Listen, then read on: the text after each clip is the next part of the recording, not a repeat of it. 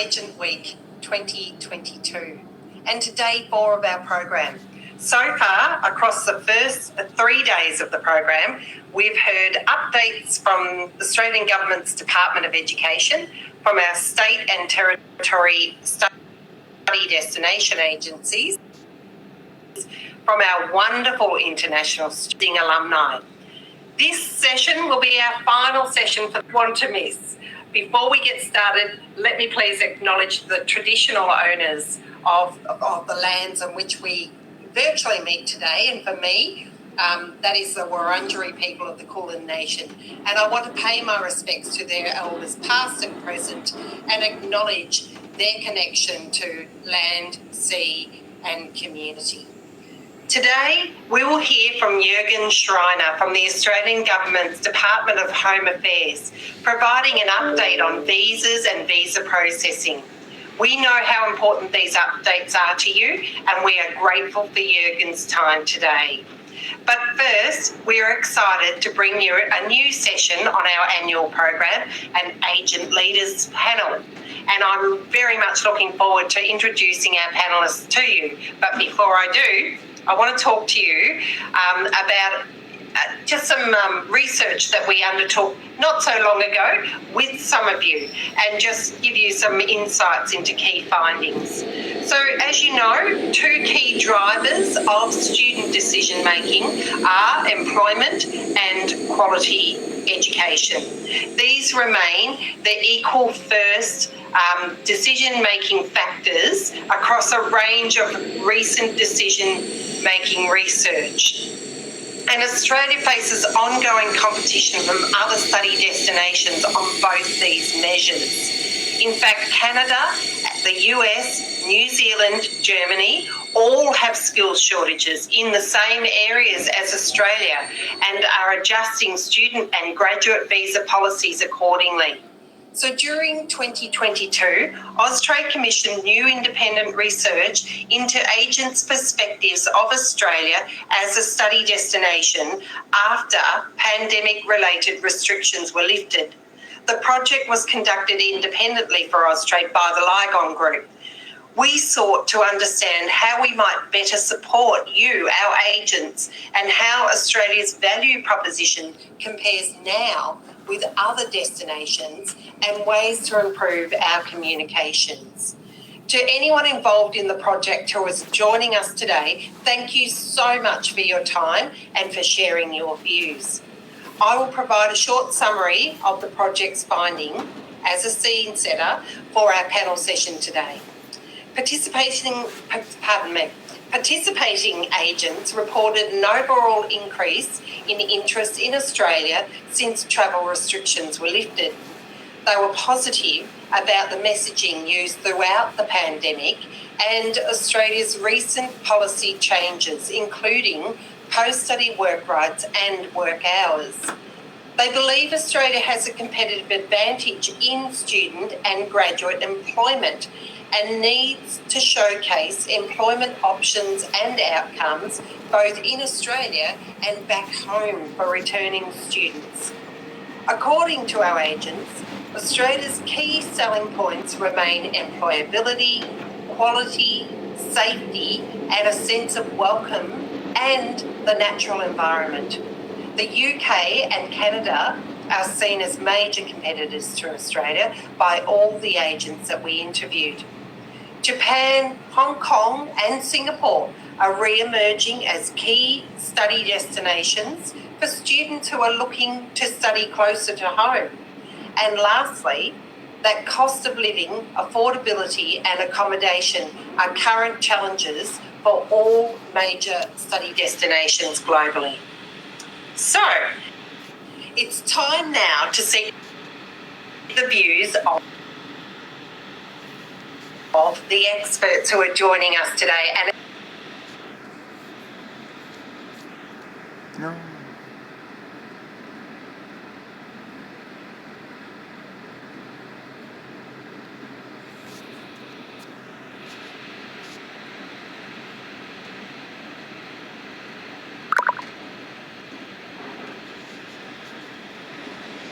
it's my great pleasure to introduce our panellists.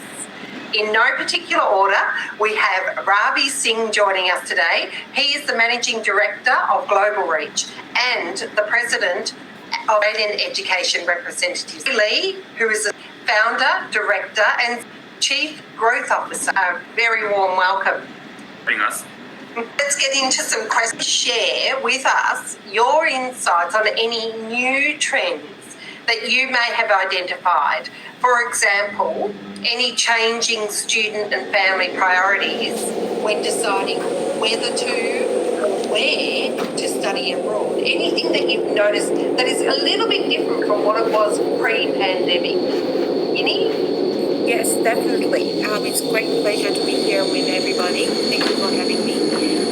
During my early years as an education agent, students and families were more focusing on, studying abroad. When choosing study abroad, they were focusing on, say, cultural attainment, cultural exchange, having to build an international experience, and so on.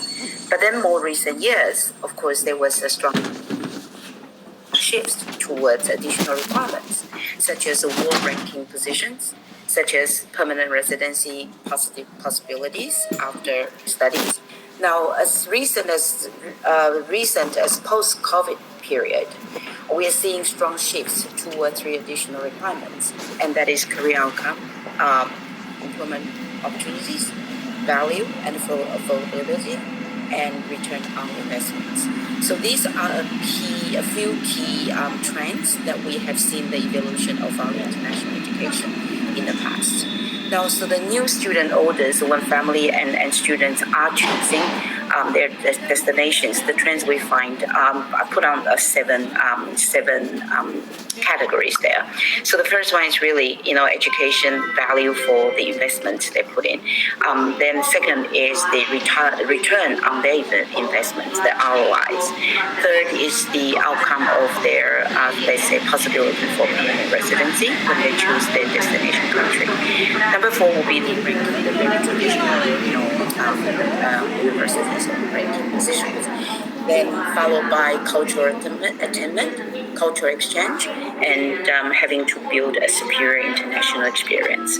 So these are the new orders that we have found when students are choosing, there are a few factors when students are choosing their destinations. Now, according to a most recent ISEF survey, students' decision-making factors are changing, and in addition to their career opportunities, they also have considered a few points there. Mental health service being evaluated more these days. Concerns about safety are really, quite high nowadays. Flexible study modes are ever becoming more important. Peer-to-peer marketing continues to take off. Students are less loyal to stay, when deciding which country to go, they're really less loyal to a specific country. And lastly is the reduced focus on university rankings. So these findings are reported in the recent ISEF survey. So I thought that was useful for everybody to take a look at those. Now, before I finish my answers here, I also want to quickly address those new insights. So education providers and agents working together, we could address safety concerns, improving communication, orientation, and student support systems. The next one could be maybe, conventional degrees may not provide a career outcome, guaranteed outcome anymore. So employers have greater openness to alternate degrees and qualifications these days. Lastly, it's about the pandemic effect. Now, pandemic triggered changes that that it was expected in the previous academic in those a journey of choosing academic journey. So we see the peer-to-peer marketing has grown over the years and to be staying on the track, particularly seen in Asia. Now, awareness and understanding of mental health that decrease stigma about it. Scrutiny of universities as well, like students are comparing more and applying to more and more universities, given the convenience of the platforms and resources out there these days. Yeah, so these will be a few summaries I managed to grab, and I hope it's helpful. That's fabulous. Thanks, Uni. Wow, great insights there. I'm also going to throw to the other panellists. Ali, I'll come to you next, and then Ravi, and then Gary. So, Ali, over to you. Yeah, thank you, Melissa, and hello, everyone. Yeah, I think the change has a lot, the pandemic has made a lot of difference. So traditionally, I would say still, it depends market by market, like, what are the trends, but generally still there is, the students look at affordability, they look at the placements, they look at what kind of scholarships they are getting. But what has made change, I guess, after the pandemic, they are looking towards more blended learning. And they are also looking at what kind of a flexibility, like what Jenny mentioned, that is absolutely what we have seen, just not across Australia, but all the other regions. It has become very common for the parents, especially, to look at affordability, safety, institutional quality, and these days also, I think the visa outcome has become very, very important. A lot of them apply in multiple destinations, so they look at where they get the better turnaround, better response. So this become also a very key thing for them to make a decision. Previously, it was not there, but now post-study work rights across UK has introduced, Australia has also increased working hours for students. This has made a lot of them to look at before they decide the destination. So in nutshell, the traditional trends are still there, but I think this blended learning and more options available for them with regards to safety and options for mental health definitely is something to look at. Thank you. And over to you, Ravi. Yep. Hi, Melissa. Hi, all the panelists. Firstly, I know about the insights, and also Yeni talked about the ICEF survey reports. I won't really dwell too much on them because that's before almost all the entire community, agent community. And also sometimes I find these reports to be a little outdated because the data is collected a few months earlier to when the reports are published and when it becomes available to us. And what pandemic has taught us is things change very rapidly and sometimes very unexpectedly. So what I'm going to be sharing is 2 or 3 points from the subcontinental market, where obviously, which is going to be a very key market for Australian universities and from where the students will be coming to Australia. We talked a little bit, I think Ali mentioned about the visa situation and how the students consider that quite a bit. I think the left and the right hands of the government need to start working together. Australia does a lot in terms of promoting education, but also Home Affairs has its own priorities. I think there is a need for some kind of a platform which can bridge departments, and also education has its own focus. Anyway, at this point of time, I want to just talk about a couple of things. The return on investment is a very important consideration going forward. With the possibility of recession across the world, there is inflation in some countries, there is economic turmoil in Sri Lanka and a few other countries in the subcontinent. We are really, really faced with a situation where education overseas is becoming expensive. But to tackle that, instead of pausing the growth in tuition fees, universities use discounts camouflaged as scholarships. And I think that's actually going to bite us in long term. During the period of COVID, we used discounts quite a bit because the students were not on campus. They weren't getting the full experience. But now, post-COVID, there is still going to be the habit of giving scholarships, which are basically discounts, and to a large number of the students. I think instead, if we just pause a growth or annual increase in tuition fees, or reflect on whether the tuition fees that we charge students is right, that would help us, because we can then focus on only the meritorious students getting the scholarship instead of every student getting a scholarship. So there's some kind of there's a need to rethink on the policy front going forward. The other thing is during the period of COVID, we had an impression that students will stop coming to agent offices and they'll just seek information online and they'll be able to do everything on their own. Well, I think that's turned out to be absolutely incorrect. In fact, post-pandemic, the face-to-face, the students walking into agent offices has once again started. In fact, a lot of us are reporting students' interest in actually coming and meeting a human counselor. I think that's really a new trend that's there. I wouldn't call it a new trend. Some of us expected that, but many of the pundits in the industry were forecasting a complete change in the agent model and assumed that the students would not be interested in coming into an agent office. That's not happening at all. In fact, all of us are experiencing a student's desire to meet a human counselor. Also, the need and the reliance on education agents is growing, at least in the subcontinent. We've all seen the updates from the Home Affairs around fraud, around increased levels of fraud, not just with English language, but also with documentations and various others. And this is where I feel the universities would need to growingly increase their reliance on education agents. And I feel universities will need education agents even more in the future than what they needed in the past. So I think these are a couple of things we need to keep in mind at this point in time. Thank you so much. And over to you, Gary. Hi, Melissa. Thanks for the panelists to share a lot of very good insights.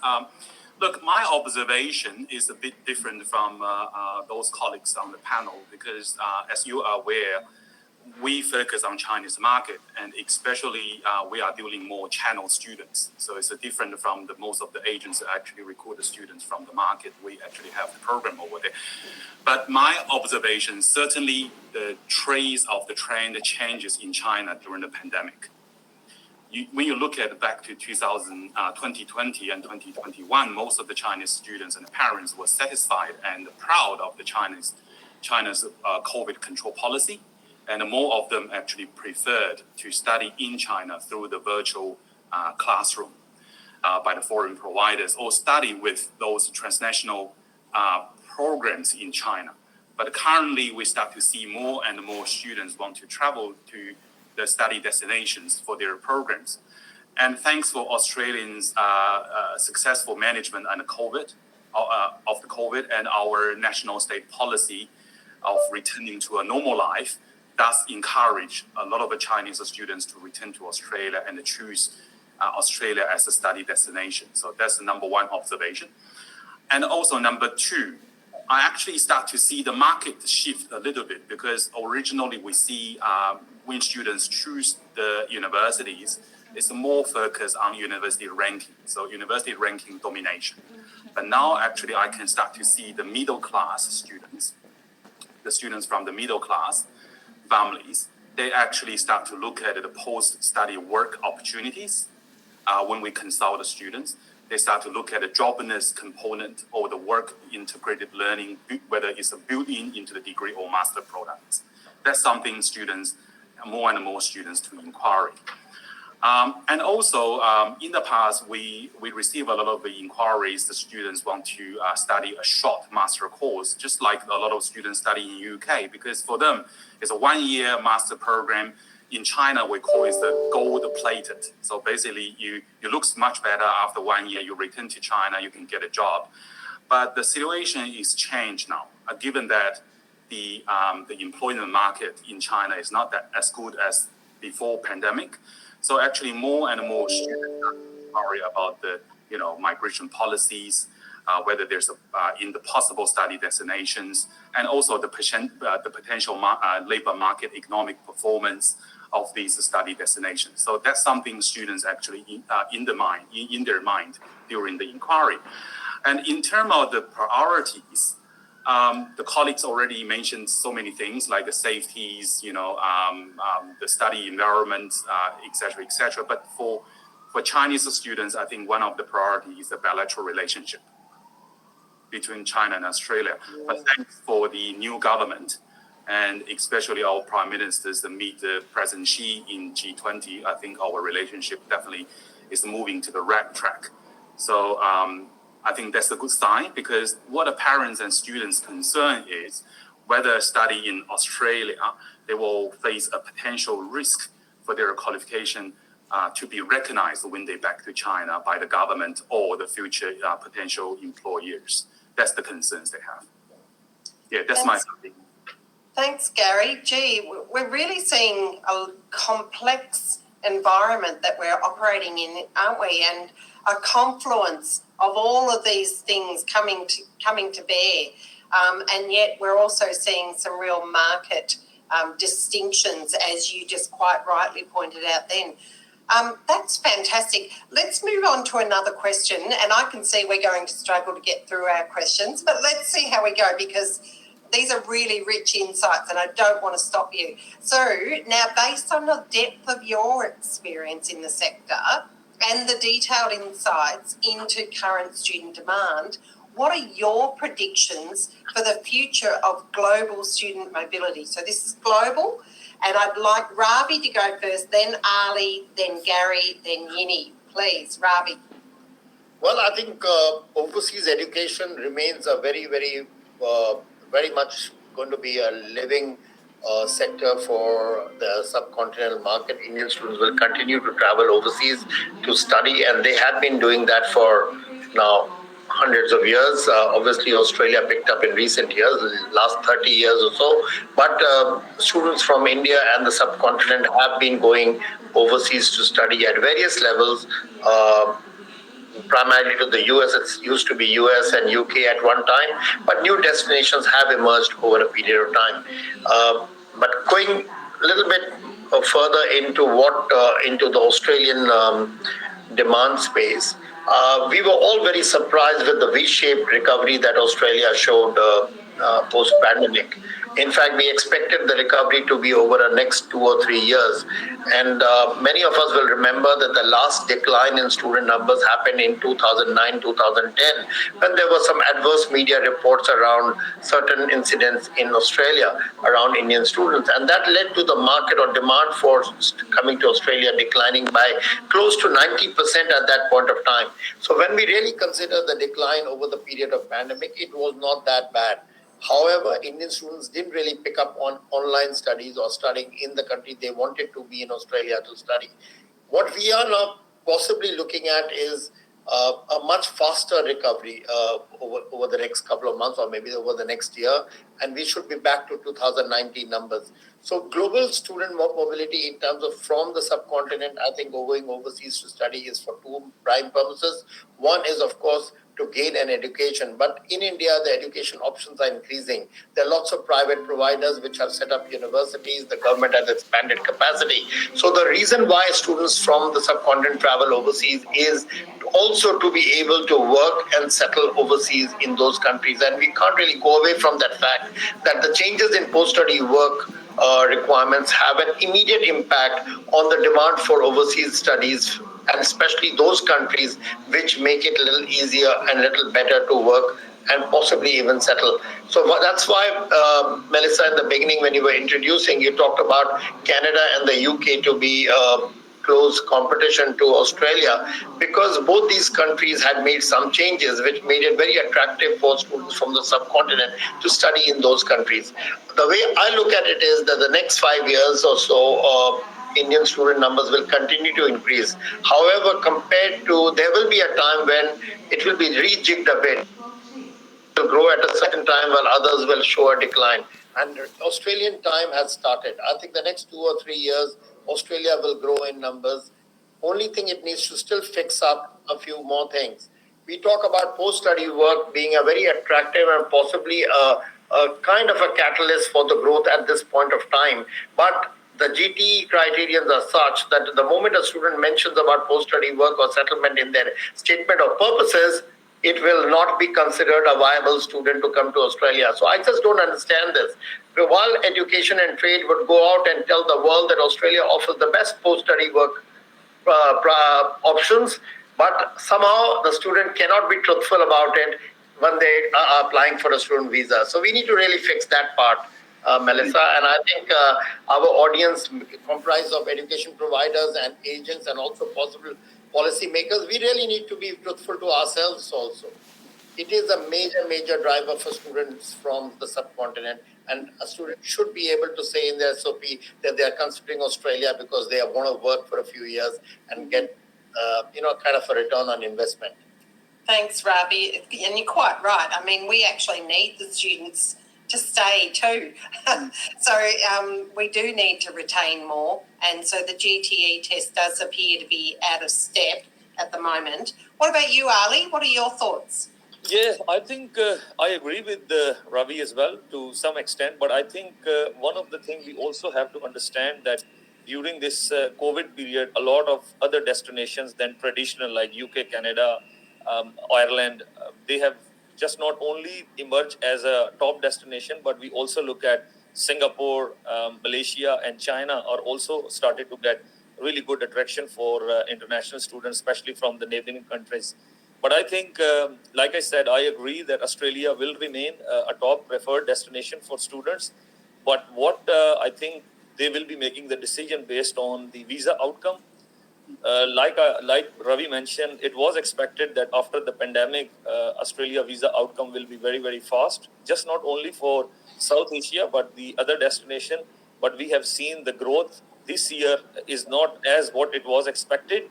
So I think there is going to be a high demand, but the visa outcome, GT criteria, when we speak with the universities, we also figure it out that the universities are also overburdened with the number of apps they got. The reason behind was obviously there was this backlog struck, and when the borders got open in December last year, there were a lot of backlog. Then they got all these new apps.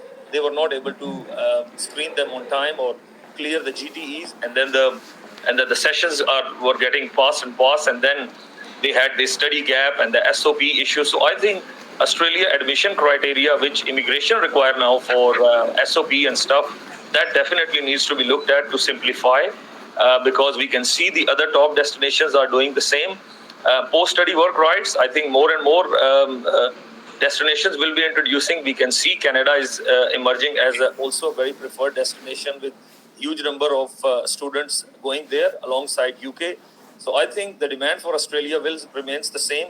But I think the key things will be admission processes within the universities. They seek the feedback from the markets all over the place, then visa outcome, turnaround time. And I think one more thing which will make it even more interesting is the diversity. A lot of the students, when everybody spoke on this panel about the investment on return, students would like to experience the diversity that they are studying in an international environment. So I think the diversity and the retention is going to be another key thing which schools and will be looking at, as well as the parents and students. So in summary, I think great potential for international students for study abroad, but we got some big challenges in place that definitely needs to fix in for next few years. Great. Thanks, Ali. Gary? Yeah, well, once again, my response will be focused on the Chinese market. That's what we are specialized in. So for sure, as I can observe, the Chinese market will be certainly bounce back as long as China can relax its COVID COVID management policy with a shortened quarantine time or demolish the quarantine requirements next year. Of course, with more flights between Australia and China. In terms of the growth, I can see there's a few markets really. The number one, I can see more school students to study in Australia, given that the numerous Chinese school policy change, and also the Chinese curriculum change. Because I'm not sure, Melissa, do you know much about those policy change? Yes. Yeah, probably you heard of. Now the Chinese government encourage like 50% of the students who finish the year 9 go to the vocational study. Another 50 actually continue the senior high school. So, and also a lot of policies like independent schools, you cannot recruit students outside of your own catchment in your own city. In the past, a lot of the independent schools actually recruited students nationwide or in the province.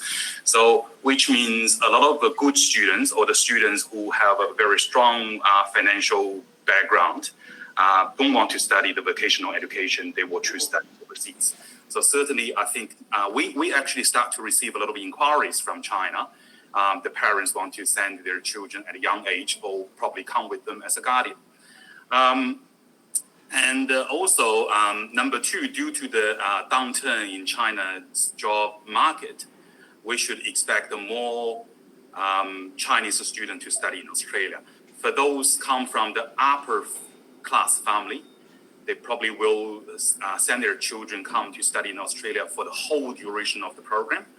But for those come from the middle class or a lower middle class, they probably prefer to send their children to study in country in those transnational education programs, such as 1+3, 2+2, or 3+1. So, which means the part of the program students still need to travel to Australia to get a real holistic study experience in Australia, but with a shorter time to save the money. Number 3, our observation is we should expect more study abroad application from Chinese market as well, because the study abroad is not a traditionally popular product in China. It's more designed for the European countries. But recent months, I actually received a lot of inquiries from Chinese universities to ask about this study abroad. So students can come to Australia, study 6 months to 1 year with a relative cheaper tuition fee because they don't pay as the international students pay because it's a non-award program. But the students take that 6 months to 1 year to taste Australian education. And once they return to China, they still can come back as international students. So that's the 3 areas I think we can see the growth for sure. Fascinating. Thank you. And Yini? Yep. Okay. Thanks to the 3 panelists' contributions, I think there was very, very good insights, for everybody to take away today. But I want to talk a bit more on the global perspective, not country or region specific here.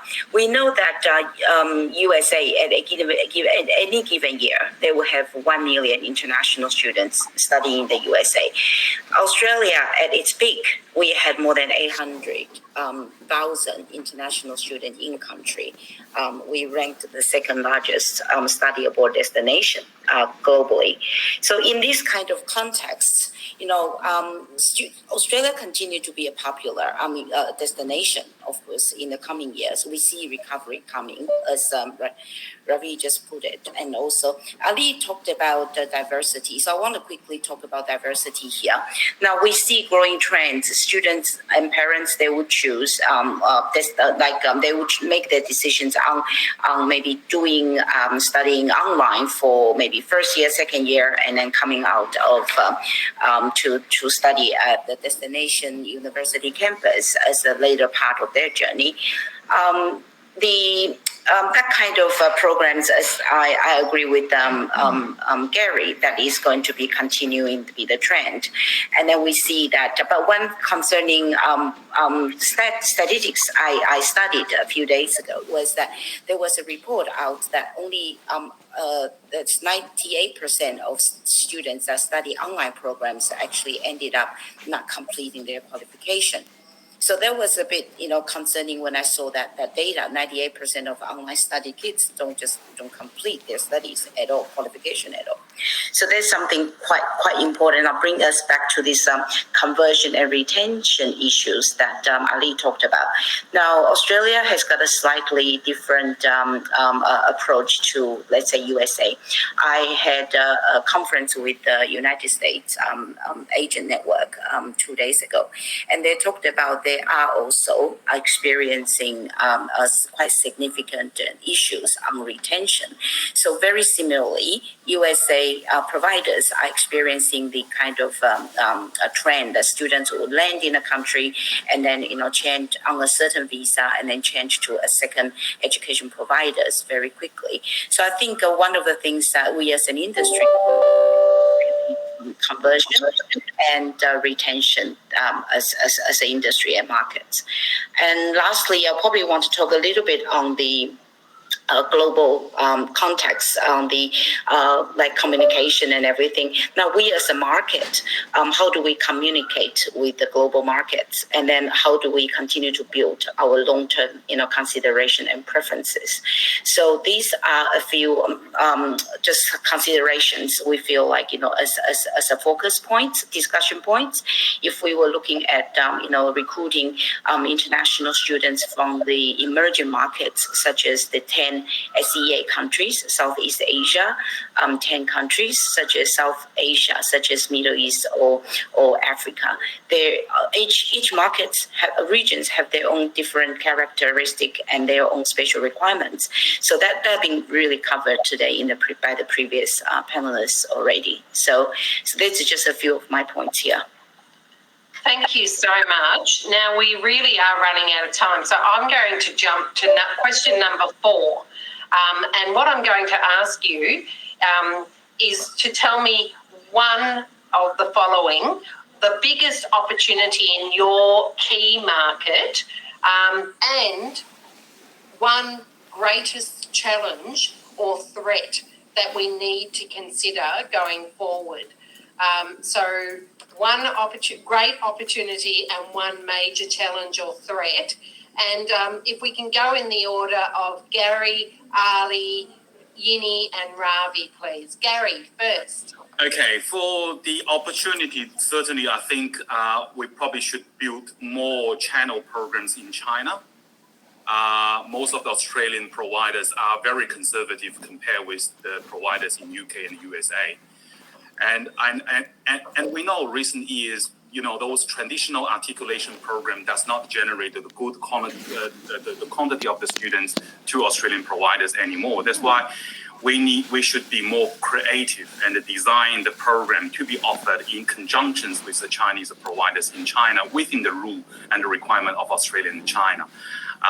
Instead of try to push a lot of a quoted program, we should think about those unquoted program to be delivered in China and make sure the students can get some credits in China and transfer to Australia.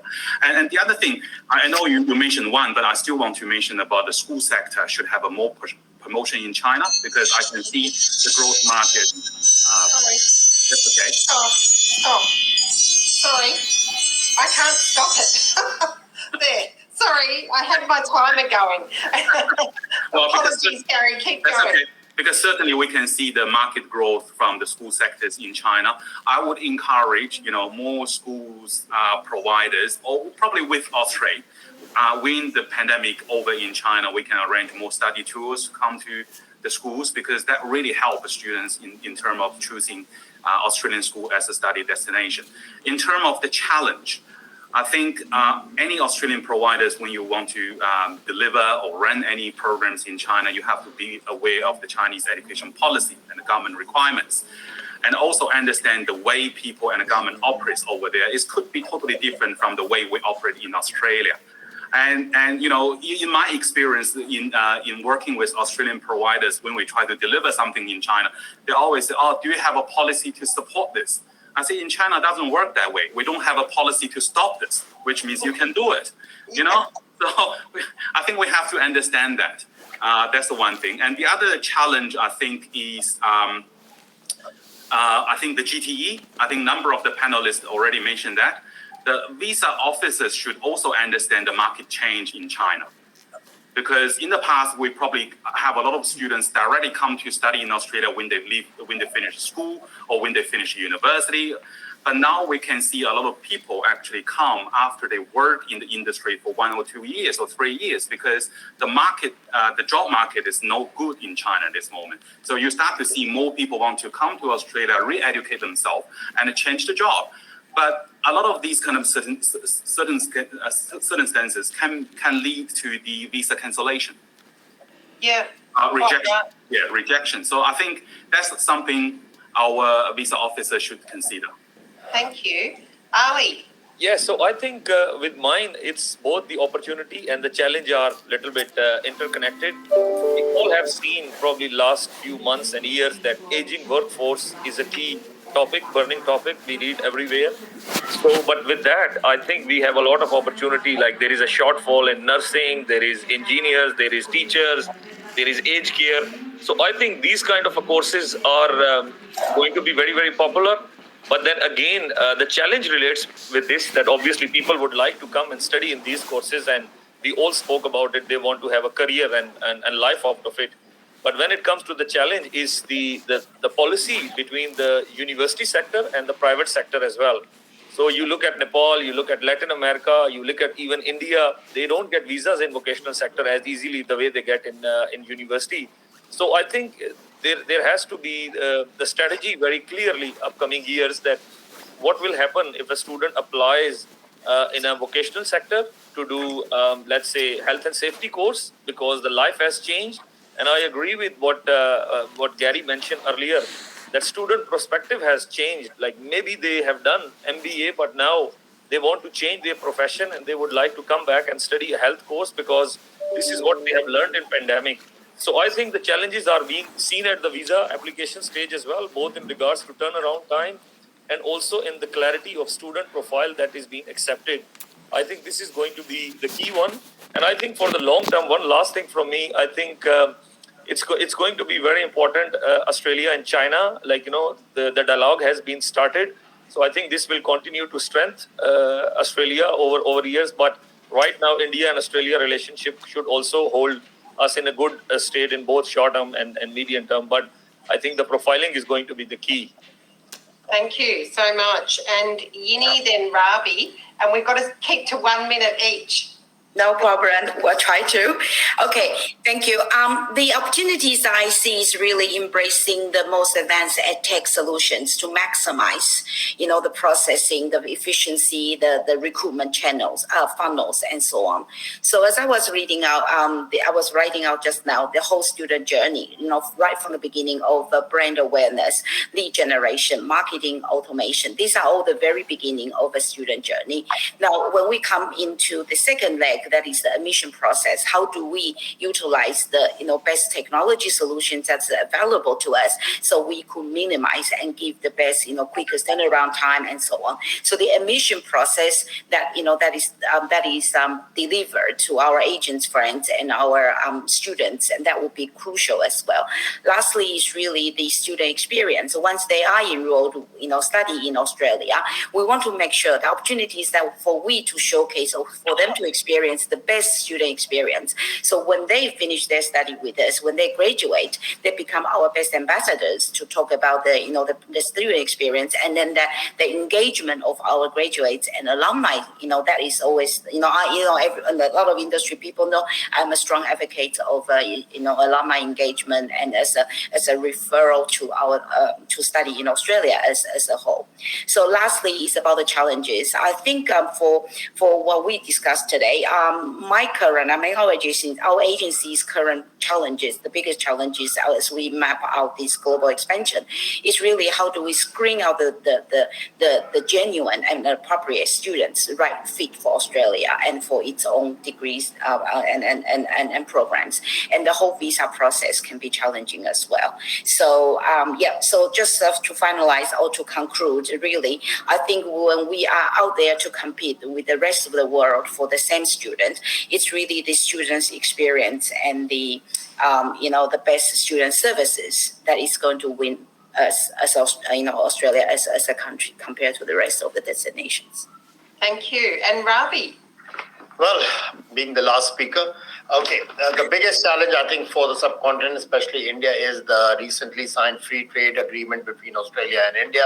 And there's a lot of hope that this will sort out things which have been pending for a long time, from skill recognition, educational qualification recognition, and various other things. But I think that's we have signed a document. I don't know whether it'll really come into real action immediately, because at this point of time we find universities earmark regions within India as high risk and low risk.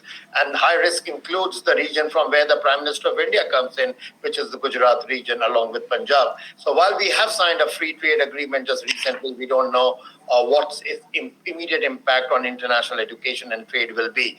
The challenge for us immediately is that in the last 1 year since the recovery, Australia has put out a message that it needs students because it's short of workers. And I think this is a very, very unfortunate situation, because instead of promoting the quality of education, we have talked about unlimited work rights, we've talked about shortage of workforce all throughout as the reason why we are attracting international students. And I think there's really need for the policymakers to put their head around a round table and really, really make it work. Thank you.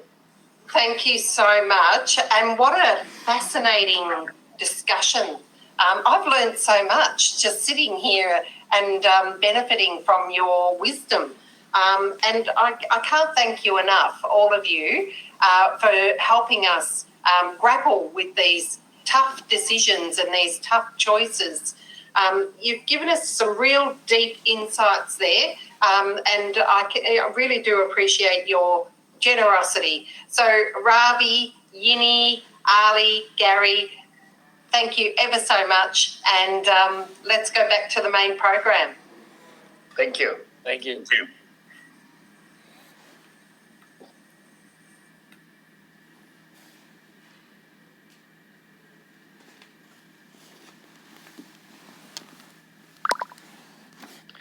Thanks, Melissa, for the introduction. I'll just introduce myself as well. Again, my name's Jürgen Schreiner. I'm the Assistant Director from the Students and Temporary Graduate section within the Department of Home Affairs. And thank you for inviting me today to present to you all. I'm going to jump straight into it in regards to the student visa activity. As we can see there, the Department of Home Affairs continues to receive significant student lodgements and is processing substantial amounts of student visa applications. Despite the record lodgements, we do remain on track to reduce the offshore on-hand student visa applications, and we are reducing processing times by the end of the year. Just to give you an indication of the types of numbers of the finalisations that the department is achieving, for the first quarter of our current program year, from the 1st of July to 31st of October, we've finalised over 145,000 offshore student visa applications. So this is an 81.2% increase on the same period in 2019, which was the pre-pandemic period. So we are finalising huge amounts of student visa applications and working really hard to get through all those applications that we are receiving. The volume of applications finalised in the first quarter is a record number of level of finalisations that we've ever achieved for the student visa program. We are moving through a lot of student visa applications. For lodgements as well, in the first quarter, again, offshore lodgements, we've seen a 40% higher than those for the same period of 2019-2020 during the pre-pandemic period. So this is the largest amount of lodgements that the department has ever seen of student visa applications in our history. It is a huge amount of student visa applications lodgements that we're receiving, and large amounts of finalisations as well. The Australian government does recognise the important contribution that international students do make to the Australian society. And student visas are being finalised faster and processing times are improving.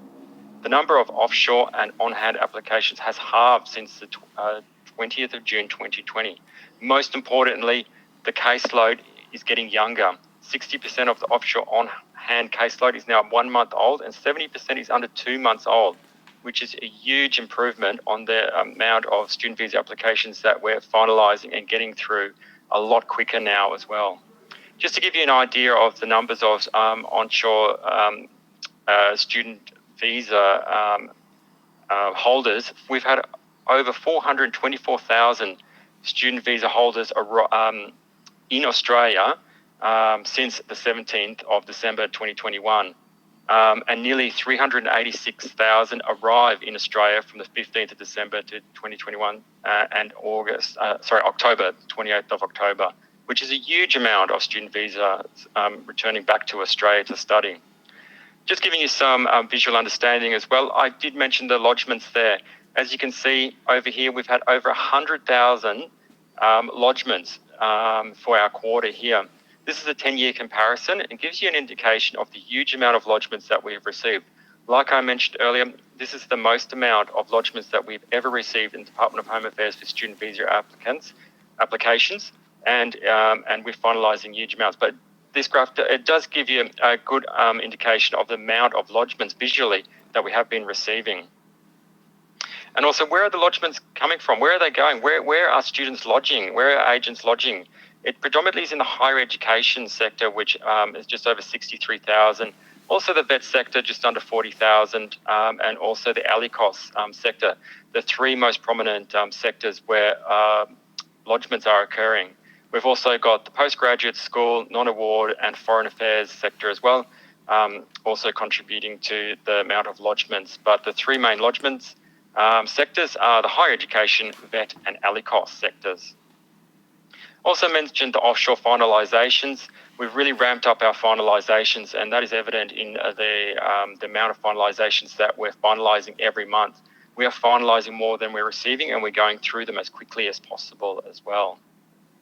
So we've also talked about the student visa grant rate. The department is granting significant numbers of student visas. Since the border reopening to mid-December 2021 to 28th of October, we've granted over 230,000 student visa applications. So the overall grant rate for students for the current program year to the 20th of September is 81.8% of grants. This is marginally lower than the pre-pandemic figure of 84.1% in the same period, 2019. So predominantly where we're granting is to countries of China, India, Colombia, Nepal, Thailand, Brazil, the Philippines, Pakistan, Indonesia, and Vietnam. Now, while we're granting significant amounts of student visas as well, there are refusals as well. We are working hard to facilitate visa grants to genuine students.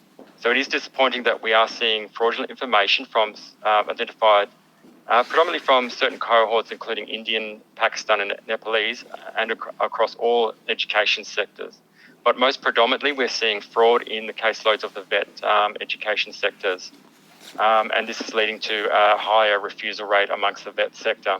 The type of fraud that we are identifying is document fraud, supporting documentation in relation to relationships, family composition, education and work experience, English language proficiency, and financial capacity. We've also seen fraud in regards to identity fraud and incorrect information being identified on visa applications. As I mentioned, the extent and volume of fraud has contributed to higher refusal rates in the vet sector. So I'll be talking about lodging quality applications. So fast processing times and high grant rate is dependent on the quality of the visa applications that we do receive here at the department. And education providers and agents have an important role to play in contributing to the overall integrity and sustainability of the education sector. Education providers are encouraged to maintain awareness of fraud and deploy strong pre-screening practices. And this does include measures such as video interviews, which is considered a highly effective screening tool to source out genuine students as well before lodging those visa applications. Some of those tips and tricks that we can suggest as well to sourcing those quality applicants is, like I said, conduct a short video interview, but also make sure that if you do conduct the interview that you mix up those questions that you're asking. As the next person coming in, they may share those questions, so mix them up a little bit so they're not being coached as well. The video interview is really helpful as well to confirm that English language proficiency. You can also ask them about their intention post-study, what are they going to intend to do post their course here in Australia, and why they are studying the particular course and wanting to study at the institution that they're wanting to go to as well. Or also, you can go through any gaps in employment and study and ask the student the details for the reasons of those gaps. And you can verify those gaps as well, just to confirm that. Verify applicants' qualifications. Does the institution exist? Did they complete the course? So we have had circumstances, fraudulent documentation where it's stating that the institution, we looked it up, it doesn't actually even exist. So it's really helpful to confirm that those documentations that are being provided with qualifications, they are genuine as well. Has the applicant been refused a visa with another country, and why? Have they been refused enrolment with another Australian institution? If so, why were they rejected? Do they have sufficient funds? If it is a loan and they're providing loan documentations, you can also confirm if the loan has been discharged. This ensures that they have the sufficient funds to be able to study here in Australia. Are there any discrepancies in the place of birth on passport and any of the supporting documentation? So if you're getting the passport and you've got documentation with discrepancies amongst it, it's a good sign that those documentations may be non-genuine as well. So I'm urging all to start lodging now for semester one. It's important that when you do, as agents, that you are lodging a decision-ready application so that the decision maker is able to go through that application once without having to request any types of information, and we can go through that and finalise that as quickly as possible. To ensure the complete applications are lodged and all required evidence and documentation is uploaded into the IMI account, lodging at least 8 weeks prior to the course commencement, just to ensure that we're able to go through that as quickly as possible. If your applicant also is required to do health, they can do so straight away. They can log in and commence their health examination. They do not have to wait for a request for information from the department, so please get them doing their health if they are required to do health. Also, we've got no more than 300 words for the GTE entrance statement. The genuine temporary entrance statement can keep it to 300 words.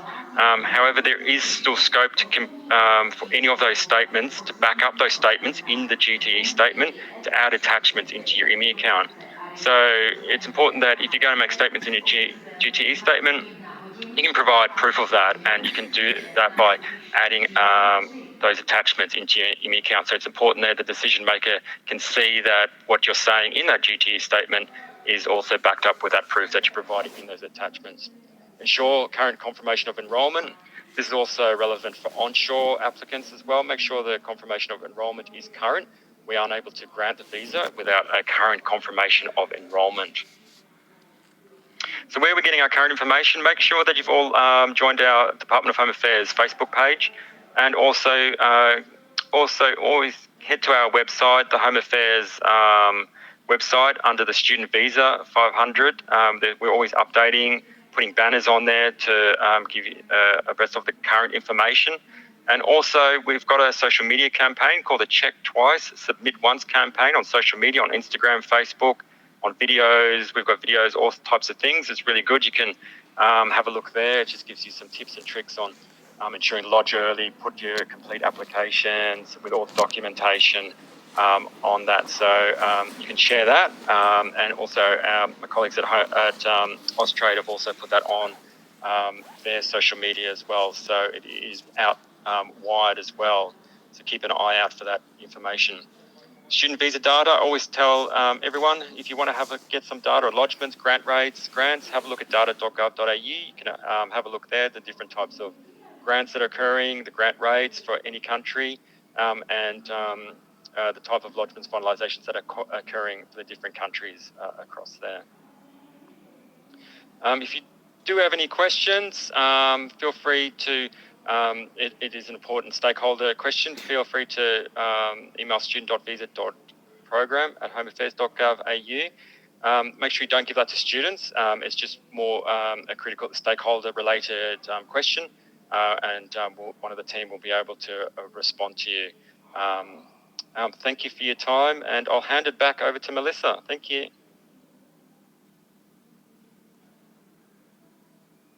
So thank you once again to